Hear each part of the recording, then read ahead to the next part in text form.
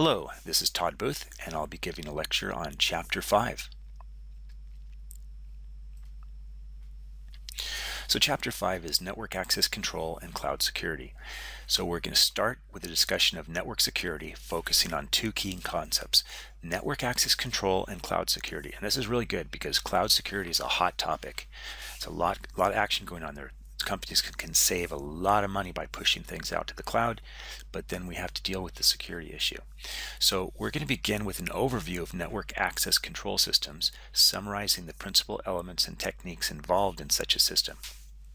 And then we're going to cover Extensible Authentication Protocol and IEEE 802.1x. And those are two widely implemented standards that are the foundation of many network access control systems. You see, we're focusing on the network access control. And then the remainder of the chapter is dealing with cloud security, the hot topic. We're going to begin with an overview of cloud computing and then follow up with a discussion of cloud security issues.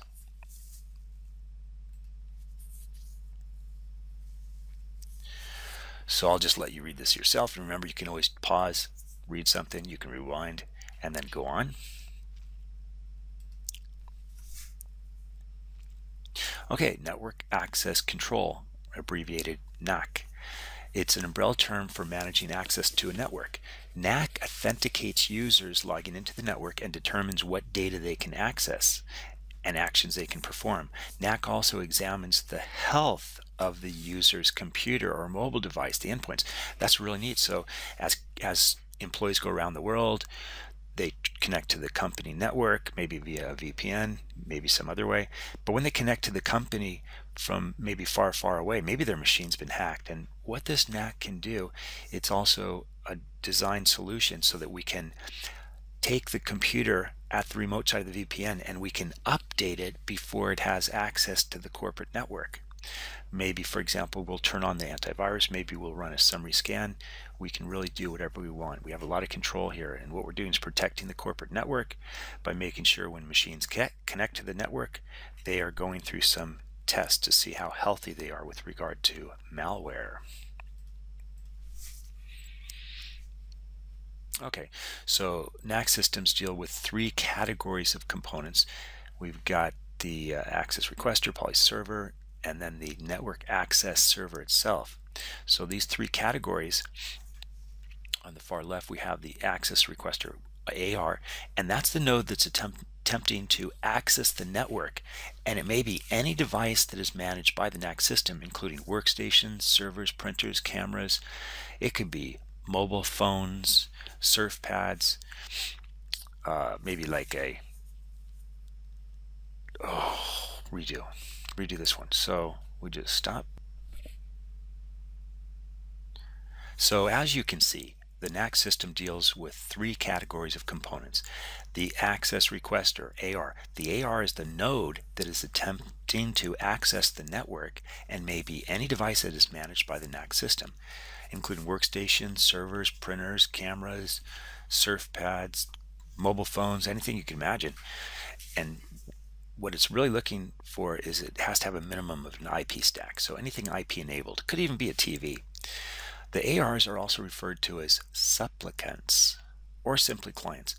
We also have a policy server based on the AR's posture and an enterprise's defined policy. The policy server determines what access should be granted. It's the policy server that relies on backend systems, including antivirus, patch management, user directory, to help determine the host condition. And for example, the reason for the patch management, remember I mentioned that there's a lot of vulnerabilities found, and then vendors fix their products so they're no longer vulnerable. Well, if you don't install the patch, then you're still going to have the vulnerability, and then the hackers can attack and exploit that vulnerability. Last, we have the Network Access Server, the NAS.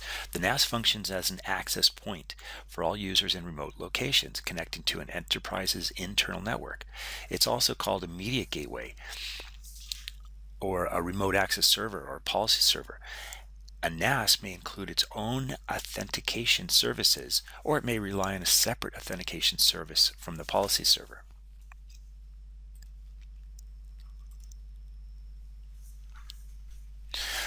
Okay, here we have the figure. It's a generic network access diagram. We've got a variety of different ARs seeking access to the enterprise network by applying to some type of the NAS.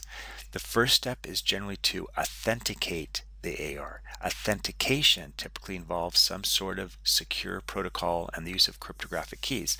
Authentication may be performed by the NAS, or the NAS may mediate the authentication process. In the latter case, authentication takes place between the supplicant and an authentication server that is part of the policy and that is accessed by the policy server. So for example, with 802.11, we may have some Cisco network equipment and it's not actually doing all the authentication to allow different network clients to join the network. It may just manage it. So it may get the request and then it may take the credentials and forward them to the NAS and then get an answer back from the NAS, and then the Cisco will either allow network access or not based on the result from the NAS instead of doing all of this authentication in itself in its own software.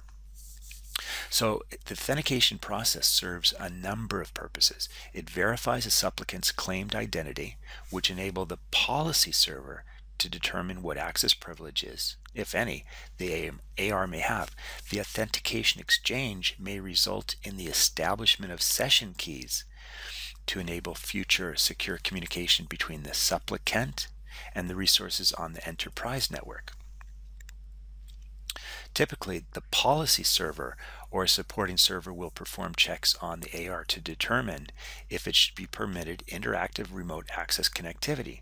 These checks, sometimes called health, suitability, screening, or assessment checks, require software on the user's system to verify compliance with certain requirements from the organization's secure configuration baseline. And that baseline, what we're trying to do is take a baseline for a company, and this security baseline is the minimum that all the users have to have before they can connect to the corporate network.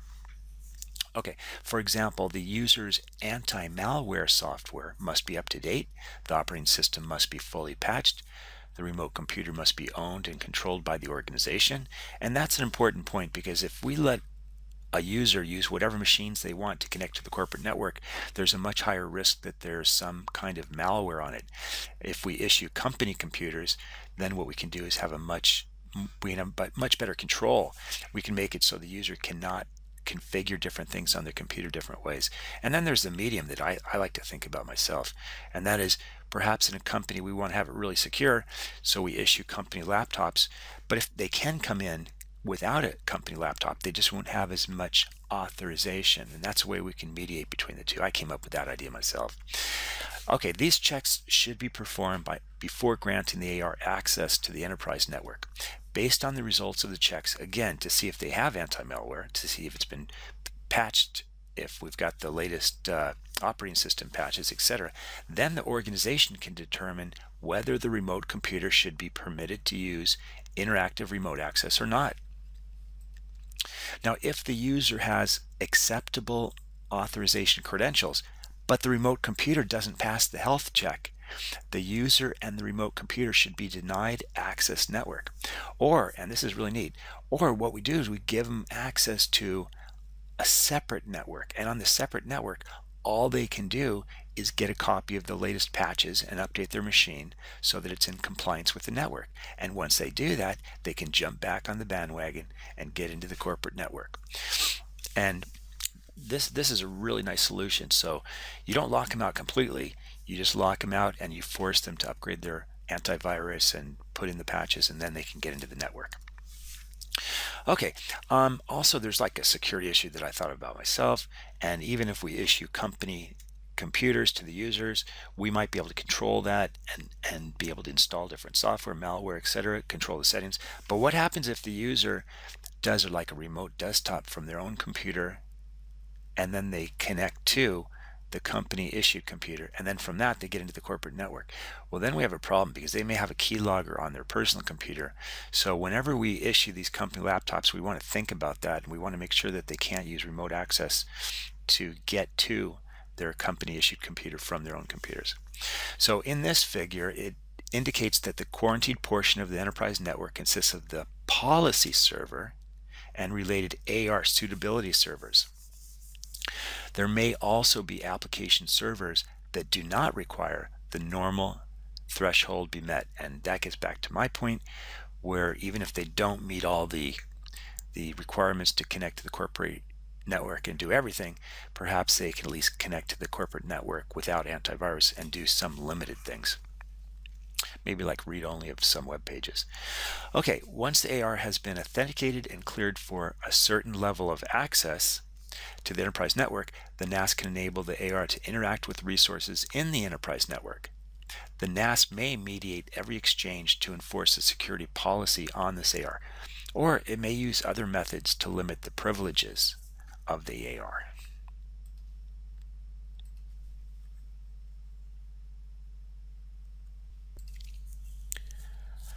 Okay, now we're talking about network access enforcement methods. Enforcement methods are the actions that are applied to the ARs to regulate access to the enterprise network. Many vendors support multiple enforcement methods simultaneously, allowing the customer to tailor the configuration by using one or a combination of methods. The following are common NAC enforcement methods.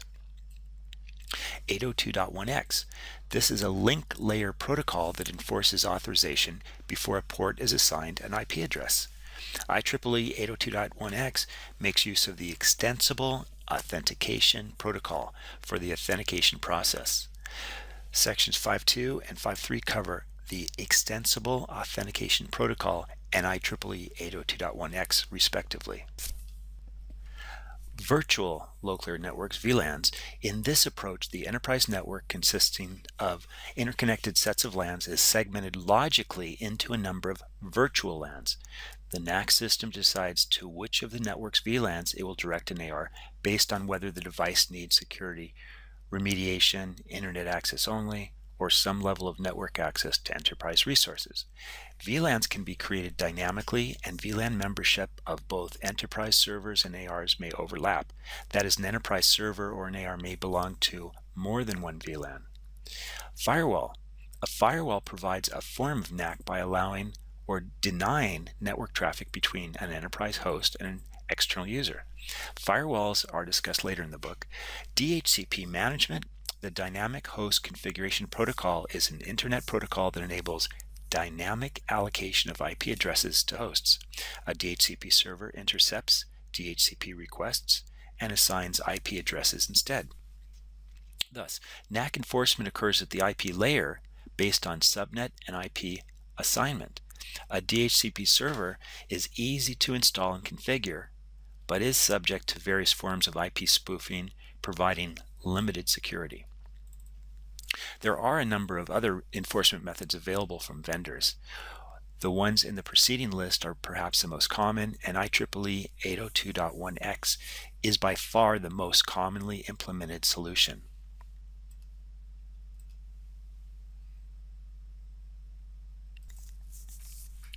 The Extensible Authentication Protocol, EAP, defined in RFC 3748, acts as a framework for network access and authentication protocols.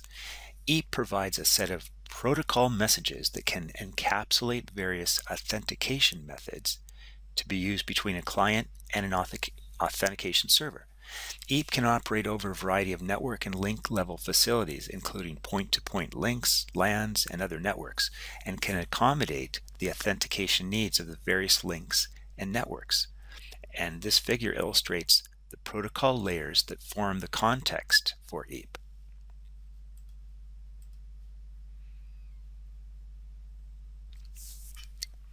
Now, EAP supports multiple authentication methods. This is what is meant by referring to EAP as extensible. EAP provides a generic transport service for the exchange of authentication information between a client system and an authentication server. The basic EAP transport service is extended by using a specific authentication protocol or method that is installed in both the EAP client and the authentication server. Numerous methods have been defined to work over EAP. The following are commonly supported EAP methods. EAP TLS, EAP Transport Layer Security. EAP TLS, and there's an RFC 5216, defines how the TLS protocol can be encapsulated in EAP messages. EAP TLS uses the handshake protocol in TLS, not its encryption method. Client and server authenticate each other using digital certificates. Client generates a pre-master secret key by encrypting a random number with the server's public key and sends it to the server. Both client and server use the pre-master to generate the same secret key. EAP-T TLS, EAP tunneled TLS. EAP-T TLS is like EAP TLS, except only the server has a certificate to authenticate itself to the client first. As in EAP TLS, a secure connection, the tunnel, is established with secret keys, but that connection is used to continue the authentication process by authenticating the client and possibly the server again using any EAP method or legacy method such as PAP, Password Authentication Protocol, and CHAP, Challenge Handshake Authentication Protocol. EAP-T TLS is defined in RFC 5281. EAP-G PSK, EAP Generalized Pre-Shared Key. EAP-G PSK, defined in RFC 5433, is an EAP method for mutual authentication and session key derivation using a pre-shared key. EAP-G PSK provides an EAP method based on pre-shared keys and employs secret key-based cryptographic algorithms. Hence, this method is efficient in terms of message flows and computational costs, but requires the existence of pre-shared keys between each peer and EAP server. The setup of these pairwise secret keys is part of the peer registration and thus must satisfy the system preconditions. It provides a protected communication channel when mutual authentication is successful for both parties to communicate over, and is designed for authentication over insecure networks such as IEEE 802.11. EAP-G PSK does not require any public key cryptography. The EAP method protocol exchange is done in a minimum of 4 messages. EAP IKE version 2. It is based on the Internet Key Exchange Protocol version 2, IKE v2, which is described in Chapter 9. It supports mutual authentication and session key establishment using a variety of methods. EAP-TLS is defined in RFC 5106.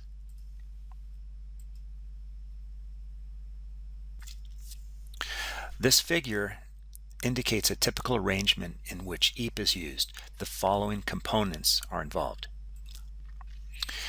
We've got the EAP peer on the far left, the client computer that is attempting to access a network, the EAP authenticator, an access point or NAS that requires EAP authentication prior to granting access to a network, the authentication server, a server computer that negotiates the use of a specific EAP method with an EAP peer, validates the EAP peer's credentials, and authorizes access to the network.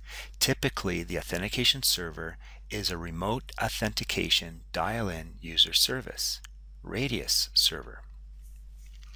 The authentication server functions as a back-end server that can authenticate peers as a service to a number of peer authenticators. The EAP authenticator then makes the decision of whether to grant access. This is referred to as the EAP pass-through mode. Less commonly, the authenticator takes over the role of the EAP server. That is, only 2 parties are involved in the EAP execution.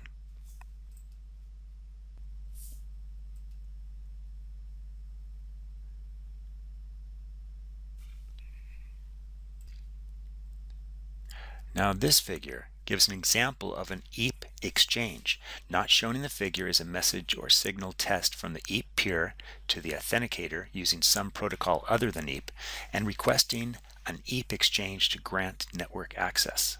One protocol used for this purpose is IEEE 802.1x, discussed in the next section. The first pair of EAP request and response messages is of type identity. in which the authenticator requests the peer's identity, and the peer returns its claimed identity in the response message. The response is passed through the authenticator to the authentication server. Subsequent EAP messages are exchanged between the peer and the authentication server.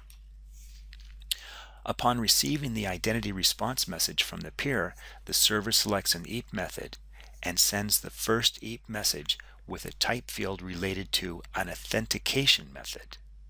If the peer supports and accepts the selected EAP method, it replies with the corresponding response message of the same type. Otherwise, the peer sends a NAC, negative acknowledgement, and the EAP server either selects another EAP method or aborts the EAP execution with a failure message. The selected EAP method determines the number of request-response pairs. During the exchange, the appropriate authentication information, including key material, is exchanged. The exchange ends when the server determines that the authentication has succeeded or that no further attempt can be made and authentication has failed.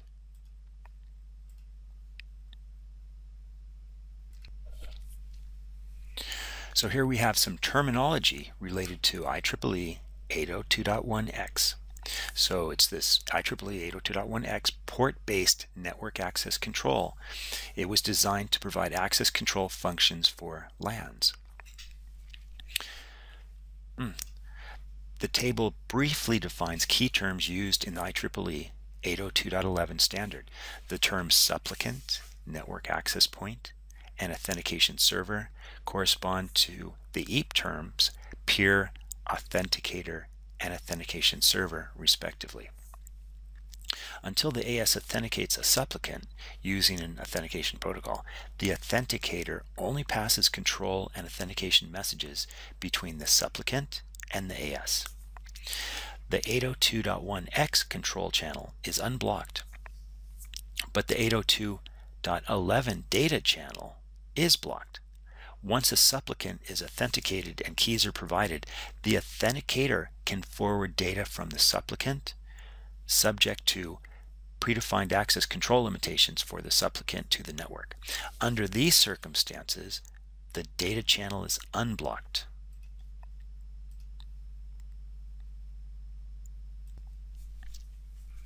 As indicated in the figure, 802.1x uses the concepts of controlled and uncontrolled ports. Ports are logical entities defined within the authenticator and refer to physical network connections. Each logical port is mapped to one of these two types of physical ports. An uncontrolled port allows the exchange of protocol data units between the supplicant and the AS, regardless of the authentication state of the supplicant. A controlled port allows the exchange of PDUs between a supplicant and other systems on the network only if the current state of the supplicant authorizes such an exchange.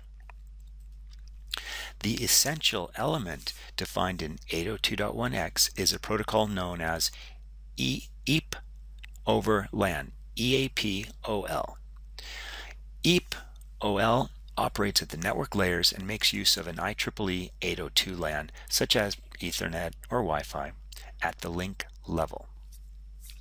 EAP-OL enables a supplicant to communicate with an authenticator and supports the exchange of EAP packets for authentication.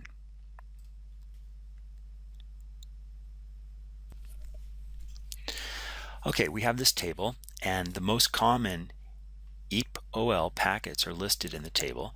When the supplicant first connects to the LAN, it does not know the MAC address of the authenticator. Actually, it doesn't know whether there is an authenticator present at all. By sending an EAP-OL start packet to a special group multicast address, which is reserved for authenticators, a supplicant can determine whether an authenticator is present and let it know that the supplicant is ready. In many cases, the authenticator will already be notified that a new device has connected from some hardware notification. For example, a hub knows that a cable is plugged in before the device sends any data. In this case, the authenticator may preempt the start message with its own message. In either case, the authenticator sends an EAP request identity message encapsulated in an EAP-OL-EAP packet. The EAP-OL EAP is the EAP-OL frame type used for transporting EAP packets. The authenticator uses the EAP key packet to send cryptographic keys to the supplicant once it has decided to admit it to the network. The EAP logoff packet type indicates the supplicant wishes to be disconnected from the network.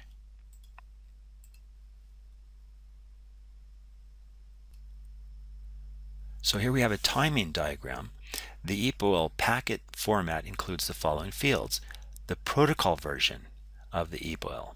The packet type indicates start, EAP, key, logoff, etc. The packet body length. If the packet includes a body, this field indicates the packet length. The packet body, the payload for this EAP-OL packet. An example is an EAP packet. So the figure shows an example of an exchange using EAP-OL. In a later chapter, we'll examine the use of EAP and EAP-OL in the context of IEEE 802.11 wireless LAN security.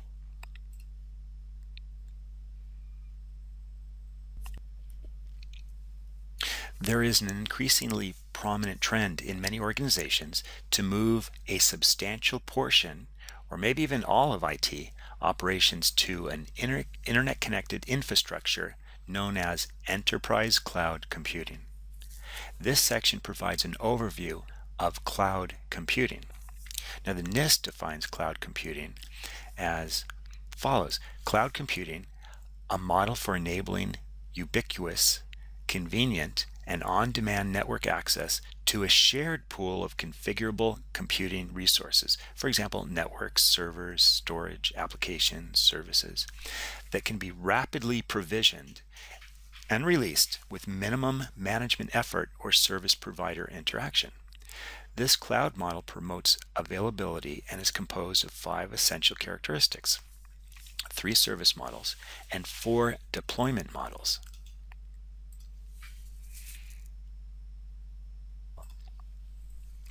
The definition refers to various models and characteristics whose relationship is illustrated in this figure.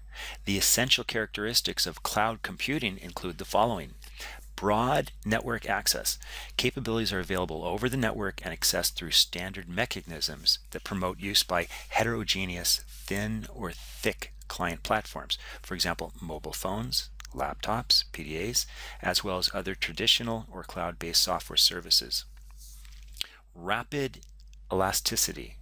Cloud computing gives you the ability to expand and reduce resources according to your specific service requirements. For example, you may need a large number of server resources for the duration of a specific task. You can then release these resources upon completion of the task. Measured service. Cloud systems automatically control and optimize resource use by leveraging a metering capability at some level of abstraction appropriate to the type of service.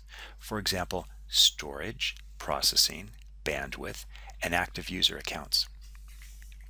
Resource usage can be monitored, controlled, and reported, providing transparency for both the provider and consumer of the utilized service.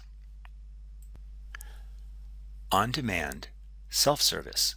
A consumer can unilaterally provision computing capabilities such as server time and network storage as needed automatically without requiring human interaction with each service provider.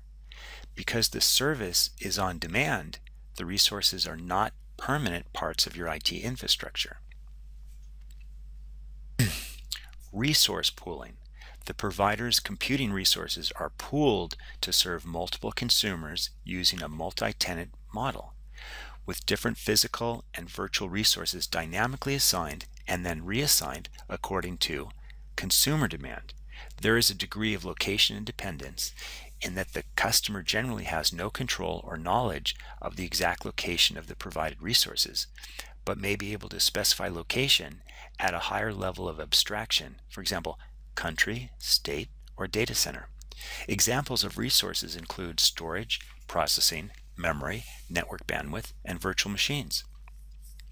Even private clouds tend to pool resources between different parts of the same organization. NIST defines three service models, which can be viewed as nested service alternatives. Software as a service, SaaS. The capability provided to the consumer is to use the provider's applications running on a cloud infrastructure. The applications are accessible from various client devices through a thin client interface such as a web browser. Instead of obtaining desktop and server licenses for software products it uses, an enterprise obtains the same functions from the cloud service. SaaS saves the complexity of software installation, maintenance, upgrades, and patches. Examples of services at this level are Gmail, which is Google's email service, and Salesforce.com, which helps firms keep track of their customers.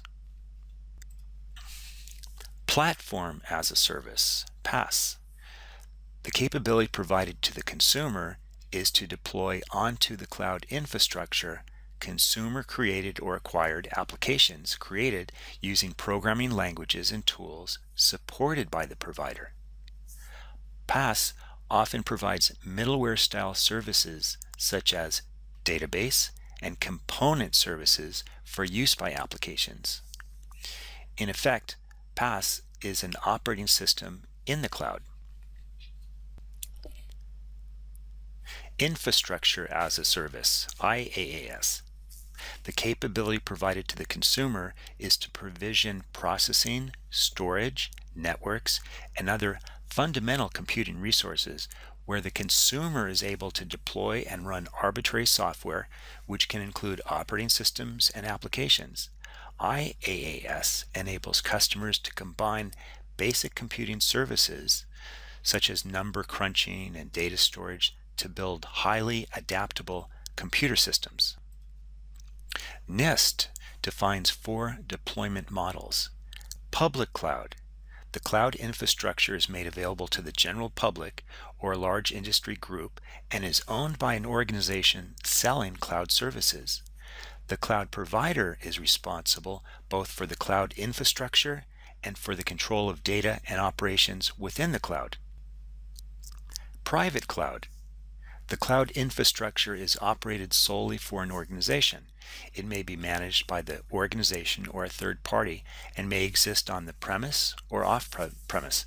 The cloud provider is responsible only for the infrastructure and not for the control. Community cloud.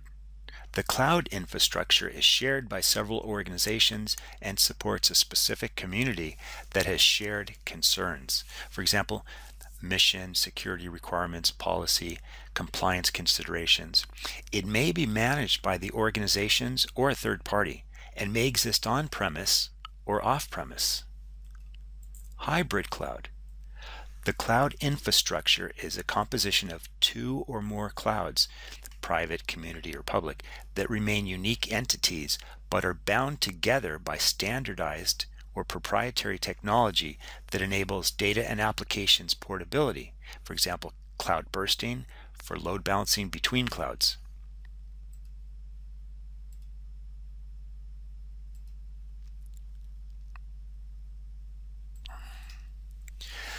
So this figure illustrates the typical cloud service context.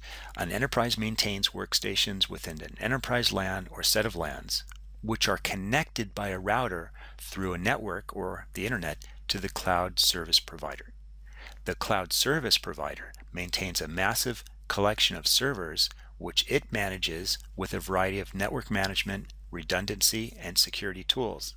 In the figure, the cloud infrastructure is shown as a collection of blade servers, which is a common architecture.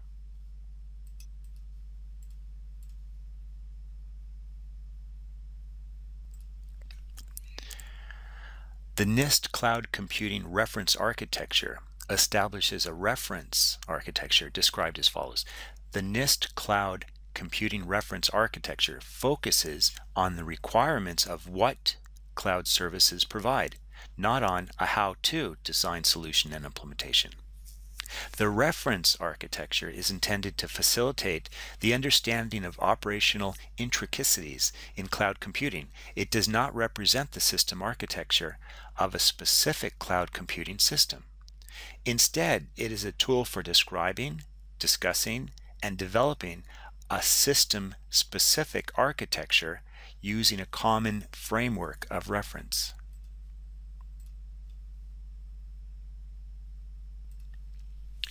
NIST developed the reference architecture with the following objectives in mind: to illustrate and understand the various cloud services in the context of an overall cloud computing conceptual model, to provide a technical reference for consumers to understand, discuss, categorize, and compare cloud services, to facilitate the analysis of candidate standards for security, interoperability, and portability, and reference implementations.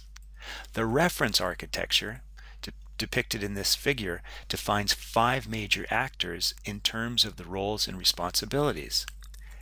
Cloud consumer, a person or organization that maintains a business relationship with and uses service from cloud providers.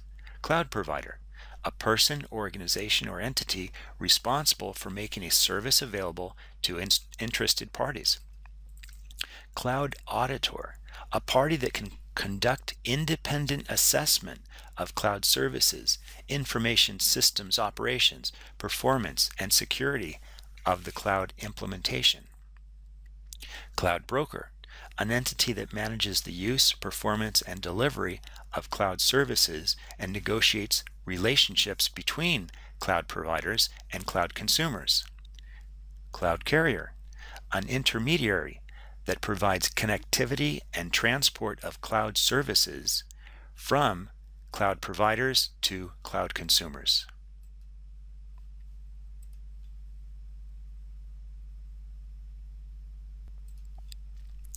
Cloud provider. The roles of the cloud consumer and provider have already been discussed. To summarize, a cloud provider can provide one or more of the cloud services to meet IT and business requirements of cloud consumers. For each of the 3 service models, the cloud provider provides the storage and processing facilities needed to support that service model, together with the cloud interface for cloud service consumers. For SaaS, the CP deploys, configures, maintains, and updates the operation of the software applications on a cloud infrastructure so that the services are provisioned at the expected service levels to cloud consumers. The consumers of SaaS can be organized that provide their members with access to software applications and users who directly use software applications, or software application administrators who configure applications for end users. For PaaS, the CP manages the computing infrastructure for the platform and runs the cloud software that provides the components of the platform, such as runtime software execution stacks, databases, and other middleware components. Cloud consumers of PaaS can employ the tools and execution resources provided by CPs to develop, test, deploy, and manage the applications hosted in a cloud environment. For IaaS, the CP acquires the physical computing resources underlying the service, including the servers, networks, storage, and hosting infrastructure. The IaaS cloud consumer, in turn, uses these computing resources, such as a virtual computer, for their fundamental computing needs. Now, some of the services that I've used like this are the Amazon EC3, and you can have virtual machines you rent and you can run whatever you want on them just about, and also the Microsoft Azure cloud. They also have some other features for having virtual machines, database servers, web servers, etc.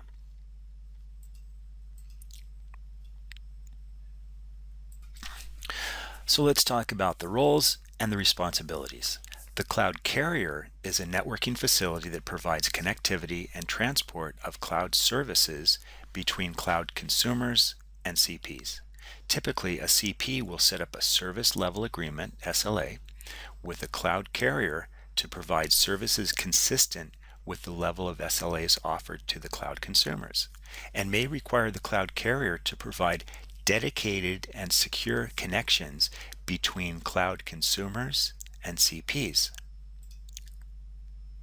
A cloud broker is useful when cloud services are too complex for a cloud consumer to easily manage. 3 areas of support can be offered by a cloud broker. Service intermediation. These are value-added services such as identity management, performance reporting, and enhanced security. Service aggregation. The broker combines multiple cloud services to meet consumer needs not specifically addressed by a single CP, or to optimize performance or minimize cost. Service arbitrage. This is similar to service aggregation, except that the services being aggregated are not fixed. Service arbitrage means a broker has the flexibility to choose services from multiple agencies. The cloud broker, for example, can use a credit scoring service to measure and select an agency with the best score.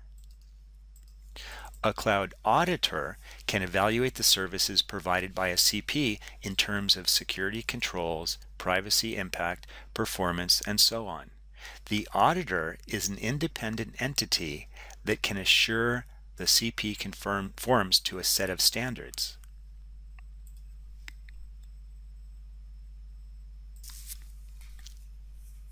Cloud security risks and countermeasures.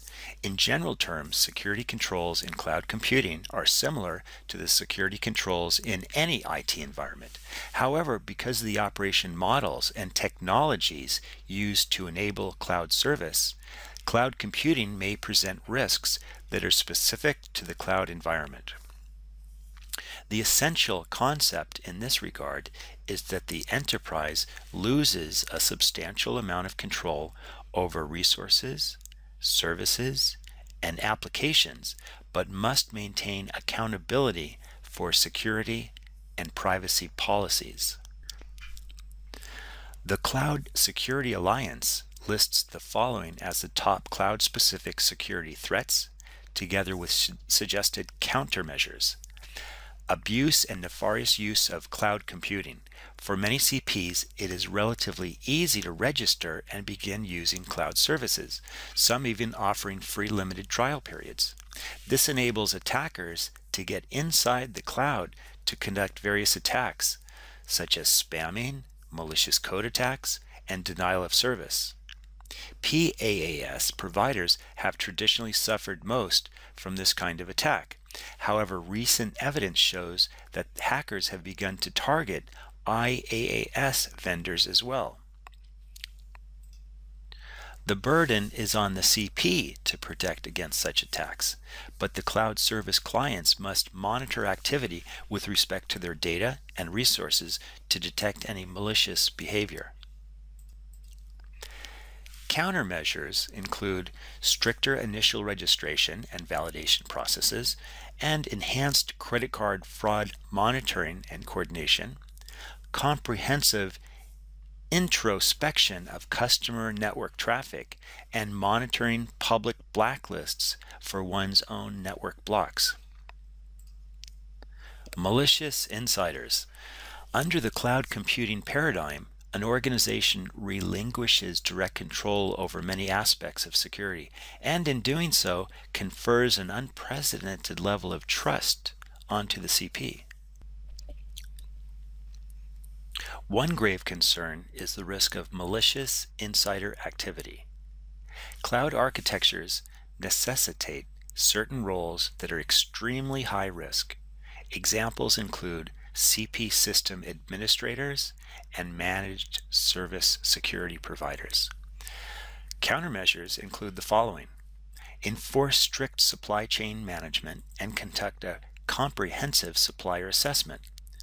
Specify human resource requirements as part of legal contract. require transparency into overall information security and management practices, as well as compliance reporting. And last, determine security breach notification processes.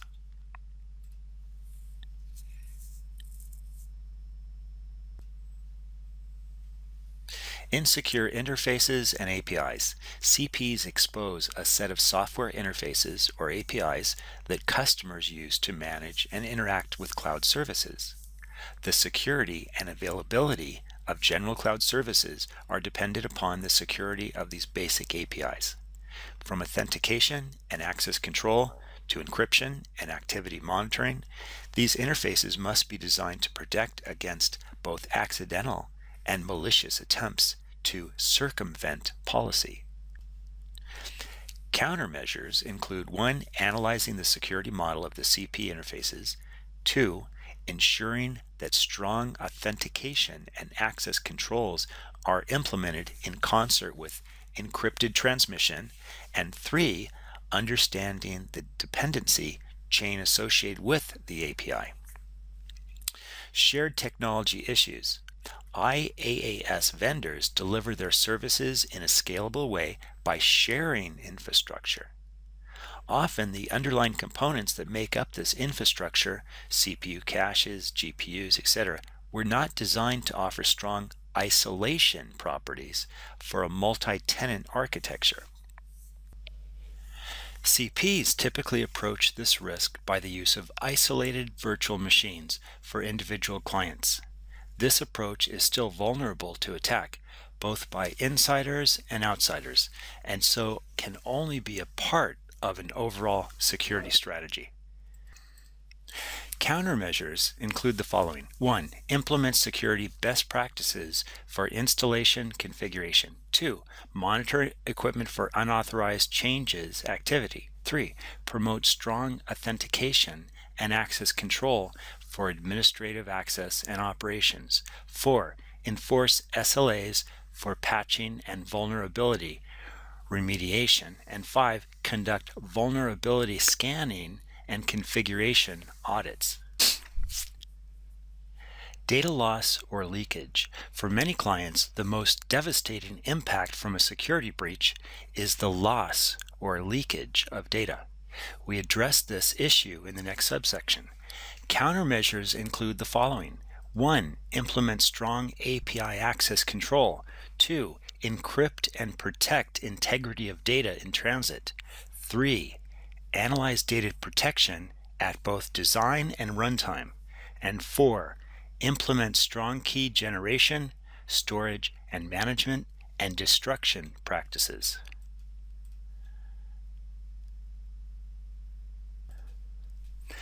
Account or service hijacking. Account or service hijacking, usually with stolen credentials, remains a top threat. With stolen credentials, attackers can often access critical areas of deployed cloud computing services, allowing them to compromise the confidentiality, integrity, and availability of those services. Countermeasures include the following. 1. Prohibit the sharing of account credentials between users and services. 2. Leverage strong two-factor authentication techniques where possible. 3. Employ proactive monitoring to detect unauthorized activity. And 4. Understand CP security policies and SLAs. Unknown risk profile. In using cloud infrastructures, the client necessarily cedes control to the CP on a number of different issues that may affect security. Thus, the client must pay attention to and clearly define the roles and responsibilities involved for managing risks. For example, employees may destroy applications and data resources at the CP without observing the normal policies and procedures for privacy, security, and oversight. Countermeasures include 1. Disclosure of applicable logs and data. 2. Partial full disclosure of infrastructure details, for example, patch levels and firewalls. And 3. Monitoring and alerting on necessary information. Similar lists have been developed by the European Network and Information Security Agency.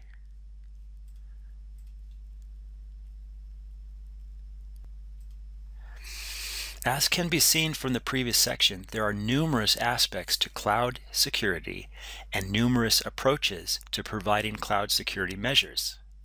A further example is seen in the NIST Guidelines for Cloud Security, specified in SP 814 and listed in this table. Thus, the topic of cloud security is well beyond the scope of this chapter. In this section, we focus on one specific element of cloud security.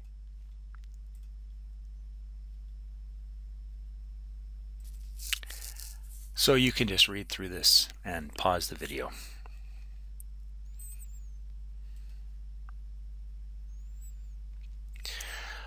There are many ways to compromise data. Deletion or alteration of records without a backup of the original content is an obvious example. Unlinking a record from a larger context may render it unrecoverable, as can storage on unreliable media. Loss of an encoding key may result in effective destruction. Finally, unauthorized parties must be prevented from gaining access to sensitive data. The threat of data compromise increases in the cloud due to the number of and interactions between the risks and challenges that are either unique to the cloud or more dangerous because of the architectural, operational characteristics of the cloud environment. Database environments used in cloud computing can vary significantly. Some providers support a multi-instance model, which provides a unique DBMS running on a virtual machine instance for each cloud subscriber. This gives the subscriber complete control over role definition, user authentication, authorization, and other administrative tasks related to security. Other providers support a multi-tenant model, which provides a predefined environment for the cloud subscriber that is shared with other tenants, typically through tagging data with a subscriber identifier. Tagging gives the appearance of exclusive use of the instance, but relies on the CP to establish and maintain a sound, secure database environment.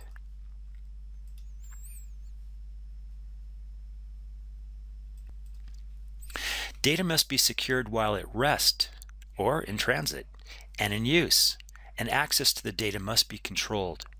The client can employ encryption to protect the data during transit, although this involves key management responsibilities for the CP. The client can enforce access control techniques, but again, the CP is involved to some extent depending on the service model used.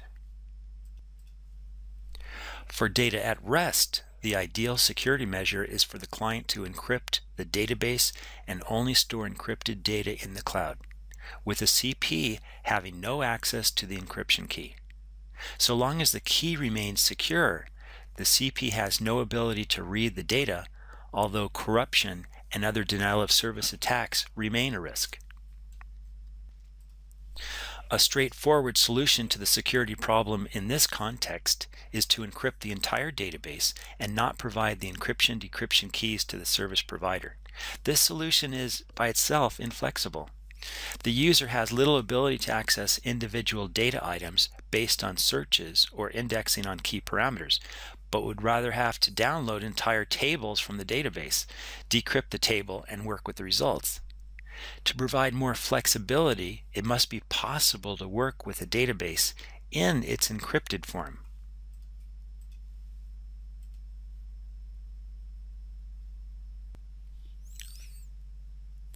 An example of such an approach is shown in this figure. We have 4 entities involved. The data owner, an organization that produces data to be made available for controlled release, either within the organization or to external users. User, human entity that presents requests or queries to the system. The user could be an employee of the organization who is granted access to the database via the server, or a user external to the organization who, after authentication, is granted access. Client, front end that transforms user queries into queries on the encrypted data stored on the server. Server, an organization that receives the encrypted data from a data owner and makes them available for distribution to clients. The server could in fact be owned by the data owner, but more typically is a facility owned and maintained by an external provider. For our discussion, the server is a cloud server.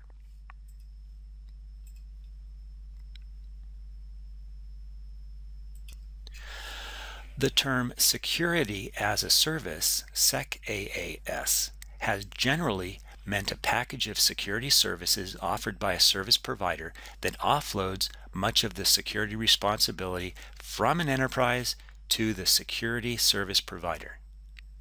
Among the services typically provided are authentication, antivirus, anti-malware, anti-spyware, intrusion detection, and security event management. In the context of cloud computing, cloud security as a service, depicted as SecAAS, is a segment of the SaaS offering of a CP. The Cloud Security Alliance defines SecAAS as the provision of security applications and services via the cloud, either to cloud-based infrastructure and software or from the cloud to the customer's on-premise systems. The Cloud Security Alliance has identified the following SecAAS categories of service: identity and access management, data loss prevention.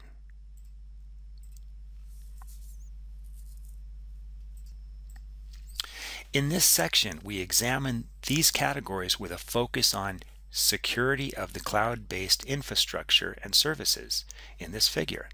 Identity and access management includes people, processes, and systems that are used to manage access to the enterprise resources by assuring that the identity of an entity is verified, and then granting the correct level of access based on this assured identity. One aspect of identity management is identity provisioning, which has to do with providing access to identified users and subsequently deprovisioning or deny access to users when the client enterprise designates such users as no longer having access to enterprise resources in the cloud.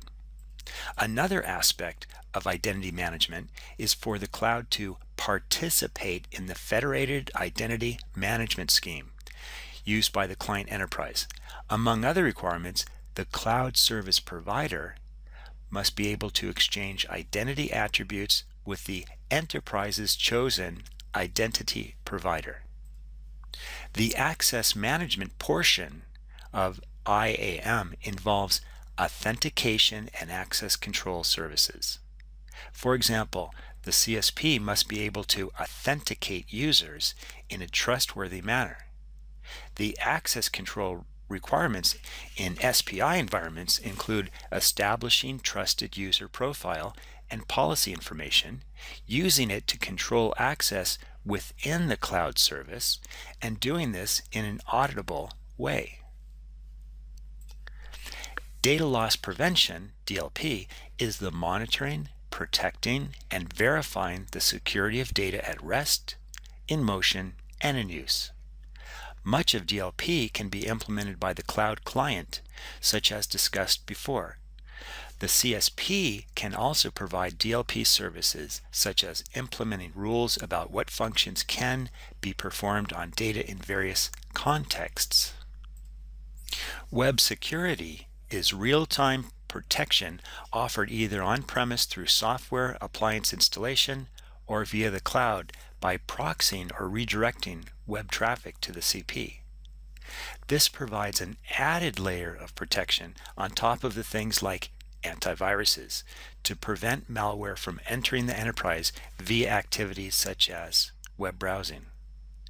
In addition to protecting against malware, a cloud-based web security service might include usage policy enforcement, data backup, traffic control, and web access control. A CSP may provide a web-based email service for which security measures are needed. Email security provides control over inbound and outbound email, protecting the organization from phishing and malicious attachments, enforcing a corporate policy such as acceptable use and spam prevention. The CSP may also incorporate digital signatures on all email clients and provide optional email encryption. Security assessments are third-party audits of cloud services.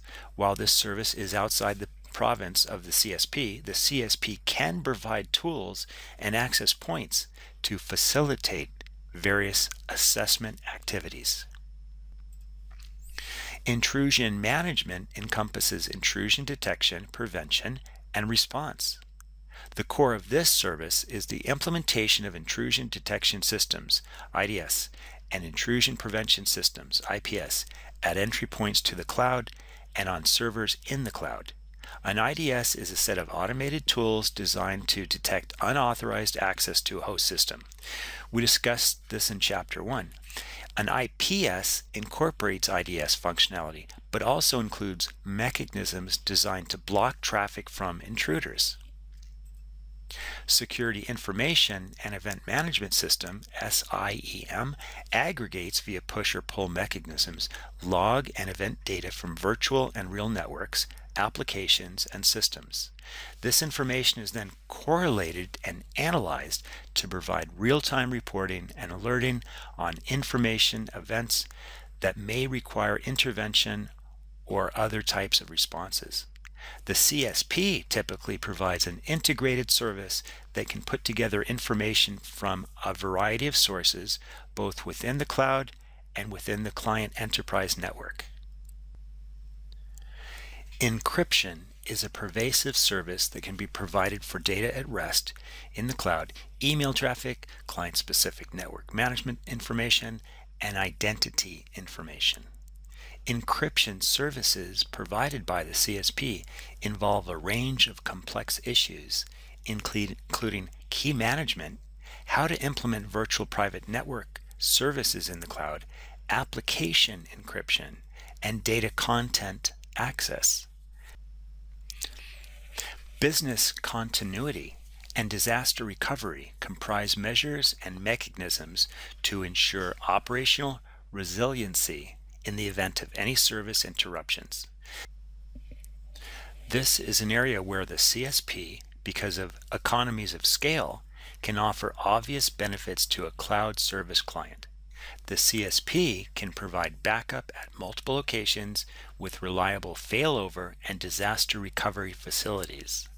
This service must include a flexible infrastructure, redundancy of functions and hardware, monitored operations, geographically distributed data centers, and network survivability. Network security consists of security services that allocate access, distribute, monitor, and protect the underlying resource services. Services include perimeter and server firewalls and denial of service protection. Many of the other services listed in this section, including intrusion management, identity and access management, data loss protection, and web security, also contribute to the network security service. And now we have the summary. I'll let you just read through this yourself. You can pause it, and thanks for listening. Bye for now.